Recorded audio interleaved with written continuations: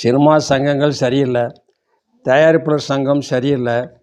பிரபலமான நடிகர்னு பேருக்கு ஒரு விரல் வெட்டி என்ற மாதிரி 4-5 பேர் இருக்காங்க. அவங்க மட்டும்தான் பிழைக்கிறாங்க. மற்ற சில்லறை நடிகர்கள், துணை நடிகைகள்லாம் இங்கேருந்து எடுக்கிறது இல்லை. எல்லாம் வெளி மாநிலம் எடுத்து ஆந்திரா, கர்நாடகா. கலராக இருக்காளுங்கள்ல, வெள்ளையாக இருக்கணும் மக்களை ஏமாத்துறதுக்கு. எப்படி மக்களை ஏமாற்றணும், ரசிகனை ஏமாற்றணும், நல்ல அரைகுறை ஆடையோடு ஆடணும். கவர்ச்சி டான்ஸ் ஆடுறவங்கள விட கதாநாயகி நல்லா ஆடணுங்கிற மாதிரியே இப்போ நடிகைகளை கொண்டு வந்து நிறுத்திடுறாங்களா?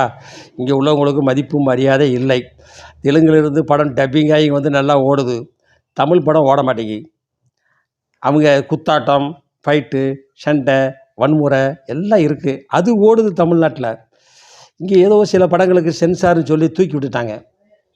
இதை வந்து பிரபல தயாரிப்பு இயக்குனர் ஒருவர் மனம் நொந்து பேசுகிறார்.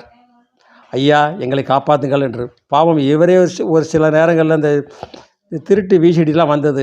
இவரே ஒரு வீடியோ ஒன்று 50 ரூபாய்க்கு போடலாம்னு சொல்லி ஒரு ஐடியா பண்ணி சிலரை திரட்டி கூட நட்புகளோடு சேர்ந்து அதில் காணாமல் போனவர் இப்போ தான் வந்திருக்கிறார். இப்போ வந்து எங்களை காப்பாற்றுங்கன்னு அரசாங்கத்திடம் கெஞ்சுகிறார். நடிகர் சங்கமும் தயாரிப்பாளர் சங்கமும் தலையிடணும். அவங்களுக்கும் அரசாங்கத்துக்கும் தொடர்பு இருக்குல்ல.